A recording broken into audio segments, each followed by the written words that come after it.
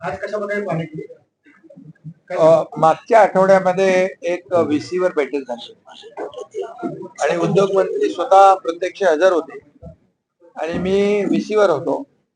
त्यावेळेस देखील काही सूचना केल्या होत्या आणि त्याप्रमाणे शॉर्ट टर्म, मिड टर्म आणि लॉंग टर्म अशा प्रकारचं 3 फेज मध्ये चाकण MIDCतले रस्ते आणि इतर जे काही विजेचे प्रश्न आहेत, पाण्याचे प्रश्न आहेत, स्टॉर्म वॉटर ड्रेनचे प्रश्न आहेत, फुटपाथचे प्रश्न आहेत, हे सगळे प्रश्न जे आहेत हे निकाली काढण्यासाठी मुख्यमंत्री महोदयांनी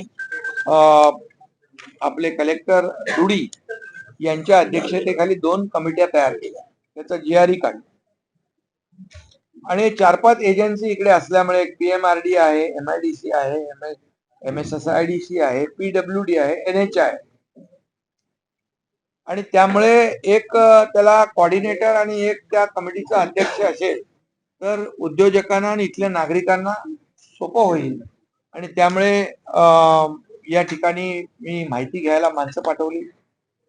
उद्योग मंत्री स्वतः आले होते आणि मला वाटतं त्या मीटिंगमध्ये सगळे आपले आमदारही होते, नीलमताई पण होत्या आणि याच्यामध्ये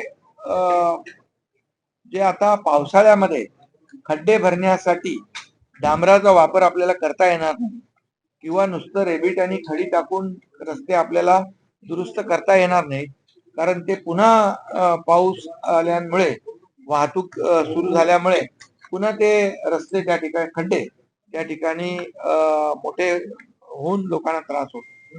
म्हणून आज आपण पाहिलं की जो एक प्रयोग जिओ पॉलिमर टेक्नोपॅथचा आपण इथं केला आणि M60चं RMC आपण वापरलं. तुम्ही पाहिलं पत्रकारांनी, एक खड्डा भरून होत होता, तो दुसरा खड्डा देखील आपण त्याच वेळेस भरला आणि त्याच वेळेस तो पहिला जो भरलेला खड्डा तो एकदम कडक रस्ता झाला. त्यामुळे ही टेक्नॉलॉजी पावसामध्ये आपल्याला आम्ही ठाण्यात, नाशिक रोडला, मुंबई, गोवा या ठिकाणी वापरली आणि त्याचबरोबर जिथं खूप मोठ्या प्रमाणावर पाणी येतं खालून, चिखल आहे, दलदलीचा भाग आहे, त्या ठिकाणी हे देखील आपल्याला उपयुक्त ठरत नाही. त्या ठिकाणी प्रिकास्ट पॅनल एक कॉन्क्रीटचा रस्ताच, जसं आपण कॉन्क्रीटचे रस्ते बनवतो तसे प्रिकास्ट पॅनल आम्ही कास्टिंग केले होते आणि जवळपास 200 प्रिकास्ट पॅनल या ठिकाणी, ज्या ठिकाणी अतिशय चिखलाचा भाग, दलदलीचा भाग आहे, पाणी जिथं सातत्याने येतं त्या भागामध्ये देखील आपण ते टाकले. आणखी ज्या ज्या भागामध्ये अशा प्रकारचे हे आहेत, जागा आहेत, त्या ठिकाणी देखील त्याचा वापर करून आपण मोटरेबल ताबडतोब म्हणजे रेडीमेड रस्ते कसे आपण करू शकतो याचं उदाहरण देखील आपण पाहिलेलं आहे कॉन्क्रीटच्या रस्त्यांमुळे. त्यामुळे हे झालं आपलं तातडीने दिलासा देण्याचा विषय, परंतु या ठिकाणी कायमस्वरूपी रस्ते आपल्याला करायचे आहेत. त्या ठिकाणी दोन्ही साईडला स्टॉर्म वॉटर ड्रेन असलं पाहिजे, फुटपाथ असले पाहिजेत आणि त्याचबरोबर आता हे जे कामगार आहेत त्यांना चालण्यासाठी फुटपाथ आणि सायकल ट्रॅकची देखील या ठिकाणी मगाशी त्या बैठकीमध्ये मागणी झाली आणि जिल्हाधिकारी महोदयांना मी सूचना केलेल्या आहेत की आता जे रस्ते आपण करू ते संपूर्णपणे इंटिग्रेटेड एकाच पॅटर्न मध्ये असले पाहिजे. मध्ये MIDCचे असू द्या, PMRDचे असू द्या, PWDचे असू द्या आणि NHIचे असू द्या. त्यामुळे हे सगळे जे आहे हे पुढच्या संपूर्णपणे 10 महिन्याचा कालावधी जिल्हाधिकाऱ्यांनी या ठिकाणी घेतलेला आहे.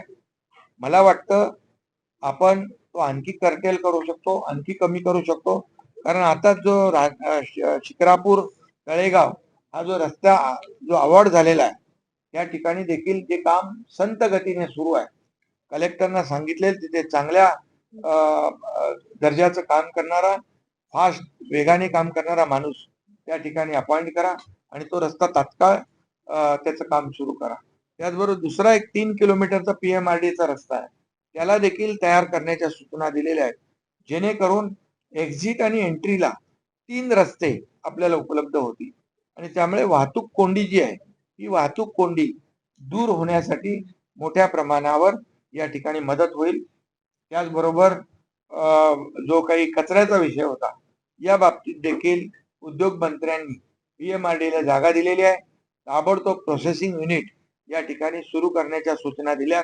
तोपर्यंत जे रस्त्यावर जागोजागी प्लॅस्टिक आणि कचऱ्याचा ढीग दिसतोय त्यासाठी देखील जिल्हाधिकाऱ्यांना सांगितलंय एक आउटसोर्स एजन्सी करा. एक विशेष प्रकारची फक्त या संपूर्ण परिसरामधला कचरा उचलण्यासाठी एका एजन्सीची नियुक्ती करा आणि हे संपूर्णपणे चाकण शहरामधले उद्योजक असतील, नागरिक असतील यांना या दुर्गंधीचा कचऱ्याचा जो सामना करावा लागतोय त्यातून त्यांना दिलासा मिळेल. एकंदरीत विजेचा जो काही विषय होता त्यावर देखील चर्चा झाली आणि विजेच्या जे काही आपले महावितरणचे अधिकारी त्यांच्याशी देखील त्यांनाही सूचना दिलेल्या आहेत आणि जे काही मोठं काम असेल, सबस्टेशन असेल किंवा आपल्याला ट्रान्सफॉर्मरचं कॅपॅसिटी वाढवायची असेल, या संपूर्ण ज्या आहेत या साठी देखील सूचना दिल्यात. मला वाटतं एकंदरीत उद्योजकांच्या ज्या ज्या काही सूचना होत्या त्या आपण त्याला काम सुरू केलेलं आहे, चालना दिलेली आहे. त्याचबरोबर मेट्रोचं काम सुरू आहे, मेट्रोचे हर्डीकर यांच्याशी देखील मी बोललो. मेट्रोचं काम देखील इकडे सुरू आहे, पण ते नाशिक फाटा ते चाकण राजगुरुनगर आणि तळेगाव चाकण शिक्रापूर याचा देखील त्याच्यामध्ये अंतर्भाव करावा अशा प्रकारच्या सूचना मी दिल्यात आणि त्याची फिजिबिलिटी चेक करून डीपीआर तयार करण्याच्या सूचना त्यांना दिलेल्या आहेत. त्यामुळे ते देखील हर्डीकर यांनी त्यांची टीम ते करेल जेणेकरून मोठ्या प्रमाणावर इथल्या भागातल्या लोकांना दिलासा मिळेल. चाकण नगर परिषदेचा जो डीपी आहे, मगाशी मला कोणतरी विचारलं, तो डीपी देखील तात्काळ लवकर मंजूर केला जाईल आणि चाकण नगर परिषदेतल्या नागरिकांना दिलासा देण्याचं काम या ठिकाणी केलं जाईल. पाणी पुरवठ्याच्या बाबतीमध्ये स्वतः आम्ही आता पुढच्या आठवड्यामध्ये आपले पाणी पुरवठा मंत्री गुलाबराव पाटील यांना देखील इथं स्वतः पाठवतोय. ते देखील इथल्या लोकांशी बोलतील, इथली समस्या सांगतील आणि त्याचा देखील आपल्याला चर्चा करून सोडवणूक करता येईल. विषय असा लोकल विषय आहे की तुम्ही डीपीआर चाकणचं मंजूर करताय, परंतु इथं पीएमआरडीएचा डीपीआर अजिबात मंजूर नाही.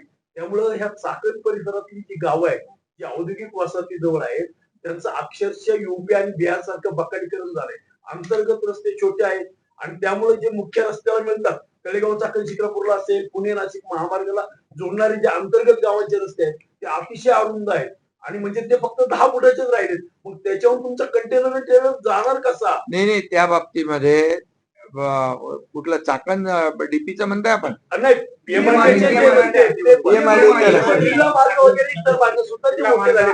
पीएमआरडीएचे रस्ते जे आहेत ते आपल्याला रुंद करावे लागतील. जसं एमआयडीसी ला आपण करतोय तसं पीएमआरडी ला देखील या ठिकाणी मी मगाशी म्हणालो ना, हे सगळं इंटिग्रेटेड आपल्याला नेटवर्क करायला लागेल. त्यामध्ये सगळ्या पीएमआरडी आली, एमआयडीसी आली, पीडब्ल्यूडी आली, हे सगळे जे रस्ते आहेत हे रस्ते आपल्याला रुंद करावे लागतील. चाकणमध्ये जशी एमआयडीसी आहे, उद्योग आहे, तसं पीएमआरडी पण आहेत ना. त्यामुळे आपल्याला ते करावं लागेल, ते करणार. भूसंपादनाच्या बाबत पण काही शेतकऱ्यांच्या सगळे आम्हाला शेतकरी भेटले, जो रस्ता आहे त्याबाबत काही भूसंपादनाच्या बाबत काही शेतकऱ्यांचे प्रश्न त्याबाबत काय? त्या बाबतीत देखील जिल्हाधिकाऱ्यांना मी सूचना केलेल्या आहेत. आपल्या गावकऱ्यांना कुठलाही म्हणजे त्यांना योग्य मोबदला देऊन भूसंपादन करण्याच्या सूचना दिलेल्या आहेत. आपलं सरकार कुठलाही प्रकल्प करताना इथल्या नागरिकांना दोषी धरून त्यांच्यावर त्यांच्या कन्सेंट शिवाय कुठलाही प्रकल्प आम्ही केला नाही आणि करणार नाही. अधिकारी शेतकऱ्यांची वर्तवणूक चांगली देत नाही सगळ्या भावना शेतकरी. त्यासाठी आपण जिल्हाधिकाऱ्यांना 2 कमिट्यांचं अध्यक्ष केलेला आहे. ती एक बैठक दर शुक्रवारी होईल आणि एक बैठक पहिल्या बुधवारी आणि तिसऱ्या बुधवारी होईल. त्यामुळे जे जे प्रश्न आहेत ते त्यावेळेस पीएमआरडीचे असले किंवा एमआयडीसीचे असले कुठलेही असले तर त्या नागरिकांनी जिल्हाधिकाऱ्यांसमोर मांडल्यानंतर त्या ठिकाणी तिथल्या तिथे त्यांना निर्णय मिळेल. एकही कंपनी बाहेर जाणार नाही तरी देखील चाकण परिसरामध्ये चर्चा होता की कंपन्या बाहेर जाणार. आता उद्योजकांच्या बरोबरच आम्ही बोललो, तेच तुम्हाला स्वतः येऊन सांगणार आहेत की आम्ही कुणी चाकण सोडून इतर बाहेर जाणार नाही. त्यांनी आनंद म्हणजे समाधान व्यक्त केलं की आम्ही दिलेल्या सूचनाचं स्वागत सरकारने केलं, उद्योग विभागाने केलं आणि शासनाने केलं, जिल्हा प्रशासनाने केलेलं आहे आणि त्याच्यावर कामही सुरू झालेलं आहे. त्यामुळे त्यांना विश्वास आहे की त्यांनी ज्या काही सूचना केल्या त्या पूर्ण होतील.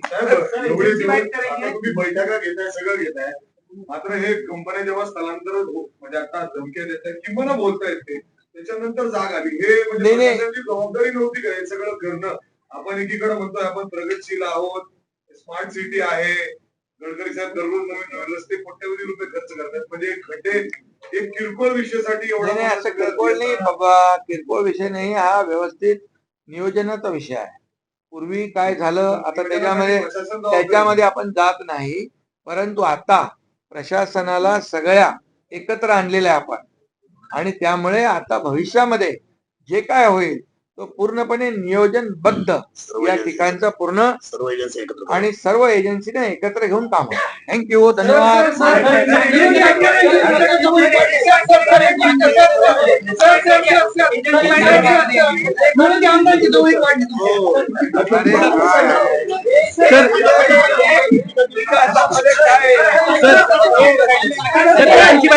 एजन्सी बाईट राहिली सर, हिंदी बाईट राहिली एजन्सीची, सर एजन्सी बाईट राहिली.